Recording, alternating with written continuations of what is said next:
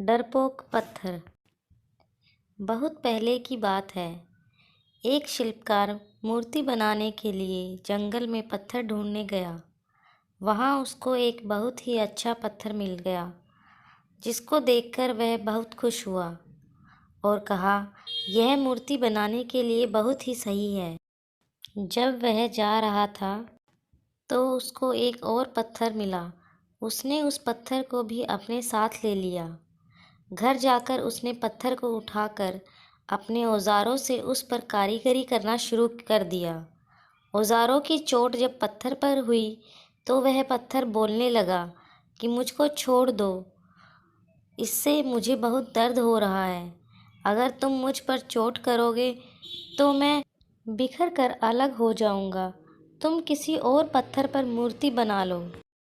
पत्थर की बात सुनकर शिल्पकार को दया आ गई। उसने पत्थर को छोड़ दिया और दूसरे पत्थर को लेकर मूर्ति बनाने लगा। वह पत्थर कुछ नहीं बोला।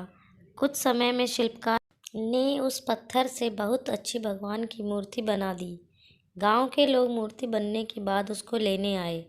उन्होंने सोचा कि हमें नारियल फोड़ने के लिए एक और पत्थर की ज़रूरत होगी। उन्होंने वहाँ रखे पहले पत्थर को भी अपने साथ ले लिया। मूर्ति को ले जाकर उन्होंने मंदिर में सजा दिया और उसके सामने उसी पत्थर को रख दिया। अब जब भी कोई व्यक्ति मंदिर में दर्शन करने आता तो मूर्ति की फलों से पूजा करता, दूध से स्नान कराता और उस पत्थर पर नारियल फोड़ता था। जब लोग उस पत्थर पर नारियल फोड़ते तो वह बहुत परेशान होता।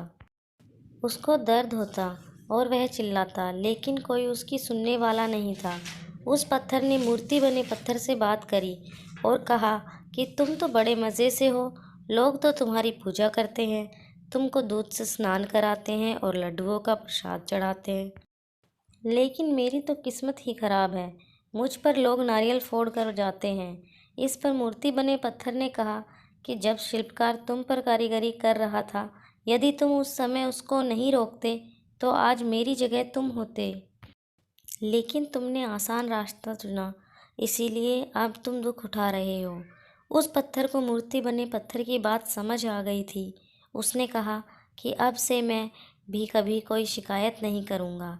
इसके बाद लोग आकर उस पर नारियल फोड़ते। नारियल टूटने से उस पर भी नारियल का पानी गिरता और अब लोग मूर्ति को प्रसाद का भोग लगाकर उस पत्थर पर रखने लगे। हमें इस कहानी से यह सीख मिलती है, हमें कभी भी कठिन परिस्थितियों से घबराना नहीं चाहिए।